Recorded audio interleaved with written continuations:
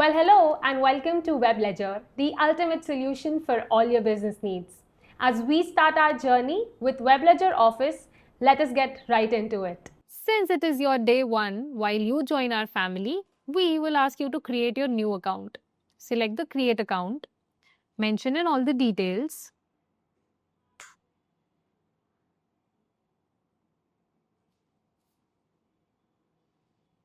add your email, create a new password,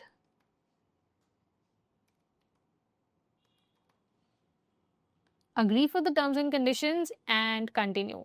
Once you click on the continue and verify your OTP, you are all good to go. This is the first screen that pops up when you start to create your account. Filling in all your business details, here you can upload the business logo, mention your name, select your country and currency. If you happen to have a GST number, mention the GST number and PAN. Proceed with next. These are all the products that WebLedger offers and you can select it as per your choice.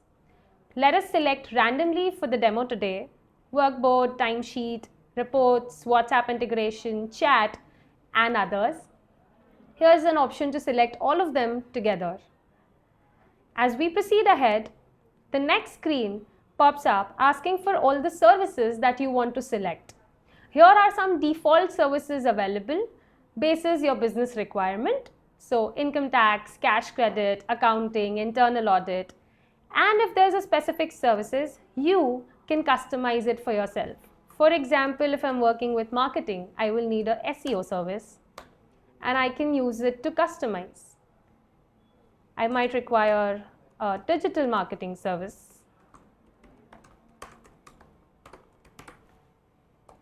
And this is how we can customize the services that we require. Proceeding further, the next screen talks about country configuration. So if my business is operating in India, I can select India and configure if my business is individual, HUF, proprietor, or I can also add a custom feature here. So let us start with individual here. Now if my business is operating in two different countries, I can do the process again. For example, let us do United Arab Emirates. Configure my business type. So these, if are not applicable to us, we can add our own custom type. Let us add an LLC. Does not require family details, no partner details, no GST details. And we create this. This is how two countries are configured for us. This takes us into our screen, where the first screen that pops up is dashboard. Before we start working on it, let us help ourselves with the user access. Select settings and go to users and roles. This is where you can define the users and the roles that you want to assign to them. Add a new user, use their mail ID and search. You can define what role do you want to assign to them. Here there's an owner role. Select the branches that they can access, select the services and submit. You can see the user is visible here with all the details that you have selected. When you move to roles, there are some default roles that are available and you can also create a custom role for yourself. For example, if I want to create a branch assistant role, I can select all the permissions as defined. If I want them to manage the business and the location, read it, write it, or all of them. If I want them to edit for the billing management, I'll give them the right access. If I want them to be able to change the user role management, I'll give them the right access. If I want them to manage the workboard and all the tasks related, I can give them a manage workboard or a manage workboard and role, both accesses. I can give them a read access to the drive. In order to manage the clients, again a read or a write or all of the access. If I want them to export the client details, I select yes.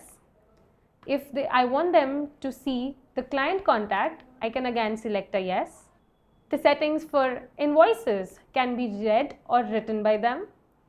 Loan management, CMA management, DSC, deeds. Accordingly, you can select all the permissions and save. This will create a custom role for you that you can select while assigning it to the user. Here, the branch assistant role is visible as we have defined it.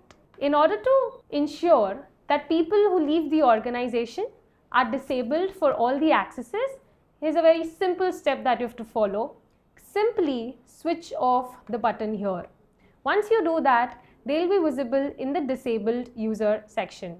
And if you want to enable all their accesses when they join back just in case, simply enable the button again and you can see them back into the user access screen. This is how you configure your account to start the journey.